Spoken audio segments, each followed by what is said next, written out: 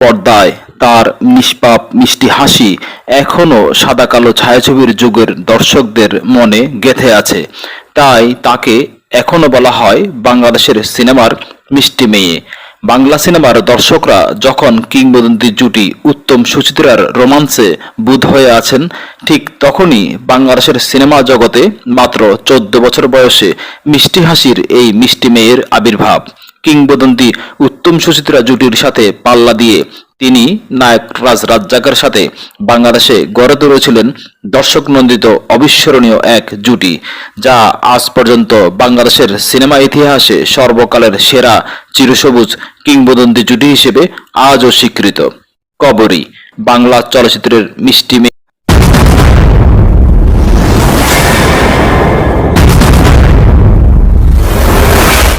কবরী ১৯৫০ সালের ১৯ জুলাই চট্টগ্রাম জেলার বোয়ালখালী উপজেলায় জন্মগ্রহণ করেন।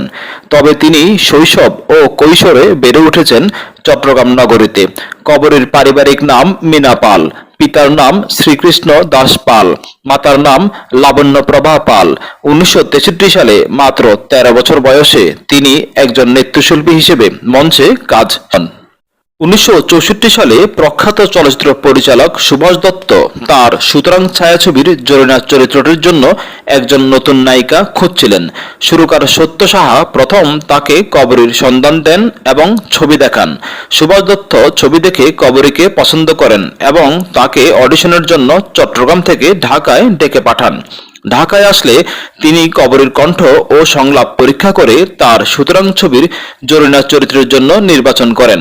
এরপর সুভাষ দত্তের পরামর্শেই ওই সিনেমার কাহিনীকার সৈয়দ শামসুল হক মীনা পাল নামটি পরিবর্তন করে তার নাম দেন কবরী। এই সুতরাং সিনেমাটি তাশখন্দ চলচ্চিত্র উৎসবেও প্রদর্শিত হয়েছিল।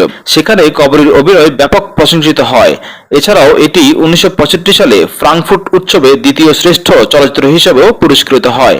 এরপর কবরী ১৯৬৫ সালে উর্দু ভাষায় জহির রায়হানের বাহানা এবং ১৯৬৮ সালে খান আতাউর রহমানের সোয়ে নদিয়া জাগে পানি চলচ্চিত্রে অভিনয় করেন।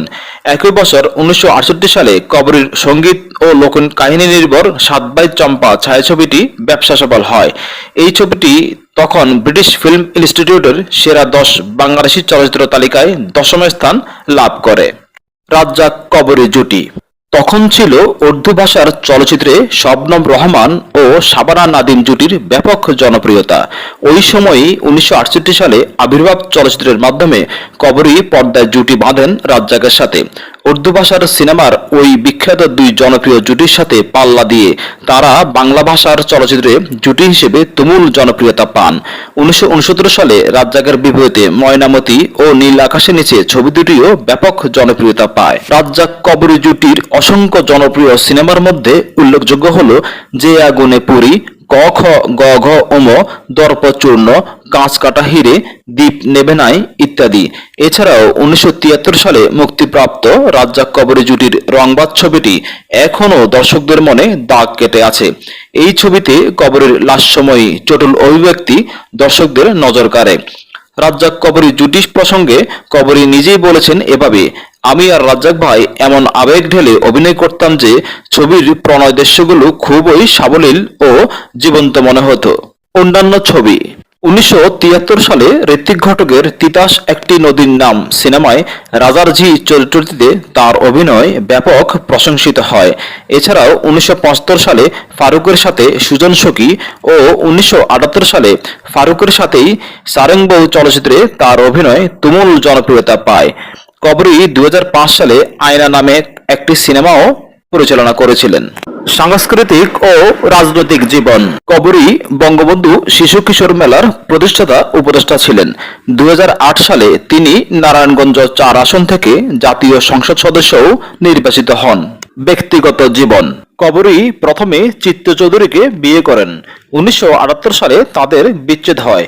এরপর সফিউদ্দিন সারোয়ারকে বিয়ে করেন। ২০০৮ সালে তাদেরও বিচ্ছেদ হয়। কবরী ৫ সন্তানের মা ছিলেন।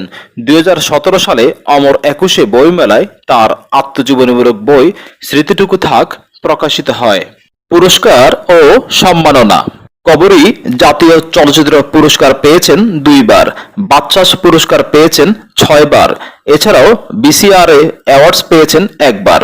এখানে প্রিয় দর্শকদের একটা কথা না বললেই নয়, বাংলা চলচ্চিত্রে কবরী যখন খ্যাতির মধ্য গগনে ও তুমুল জনপ্রিয় ছিলেন তখন বাংলাদেশের জাতীয় চলচ্চিত্র পুরস্কার চালুই হয়নি। যদি তখন এটি থাকতো তাহলে হয়তো প্রত্যেক বছরেই তিনি সেটা জিতে নিতেন। মৃত্যু। কবরী করোনা আক্রান্ত হওয়ার 13 দিনের মাথায় 2021 সালের 17 এপ্রিল রাত 12:20 ঢাকার শেখ রাসেল গ্যাস্ট্রোলিভার হাসপাতালে মৃত্যুবরণ করেন। আর এভাবেই বাংলা চলচ্চিত্রের সোনালী দিনের কিংবদন্তি মিষ্টি নায়িকা কবরী যুগের অবসান ঘটে।